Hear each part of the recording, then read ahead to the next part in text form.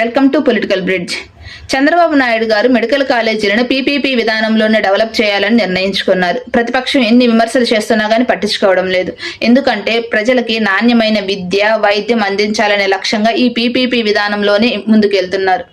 మొదటి దశలో 4 medical కాలేజీలను PPP విధానంలో నిర్మించాలని, అభివృద్ధి చేయాలని టెండర్స్ కూడా ఇన్వైట్ చేశారు సెప్టెంబర్ 18వ తారీఖున.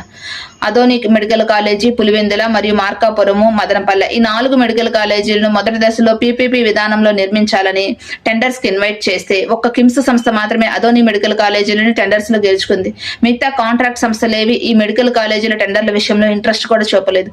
దీనికి కారణం జగన్మోహన్ రెడ్డి గారు ఇచ్చిన బెదిరింపులు, వార్నింగ్లే అంటున్నారు చాలా మంది. ఇది కంప్లీట్ గా రాంగ్. ఎందుకంటే ఈ పీపీపీ విధానంలో మెడికల్ కాలేజీలను కొన్ని కోట్లు ఖర్చు పెట్టి నిర్మిస్తారు. కానీ వాటి యొక్క పూర్తి నిర్ణయాలు మరియు సీట్ల కేటాయింపు, ఫీజుల కంట్రోలింగ్, ఎంత మొత్తం డెసిషన్స్ పవర్, ఇవి పవర్స్ అన్ని, హక్కులన్నీ ప్రభుత్వం చేతిలో ఉంటాయి. అందుకని చాలా మెడికల్ కాలేజీలను అభివృద్ధి చేయడానికి కాంట్రాక్ట్ సంస్థలు ముందుకు రాలేదు. అంతేకాకుండా ఈ మెడికల్ కాలేజీలని కొన్ని కోట్లు ఖర్చు పెట్టి ఇన్వెస్ట్మెంట్ చేస్తారు కదా, కాకపోతే ఆ పెట్టిన పెట్టుబడికి రిటర్న్ ఆన్ ఇన్వెస్ట్మెంట్ కూడా చాలా తక్కువగా ఉంది. అంతేకాకుండా కేంద్రం కూడా ఈ పీపీపీ విషయంలో ఫుల్ క్లారిటీ ఇన్ఫర్మేషన్ ఇవ్వలేదు.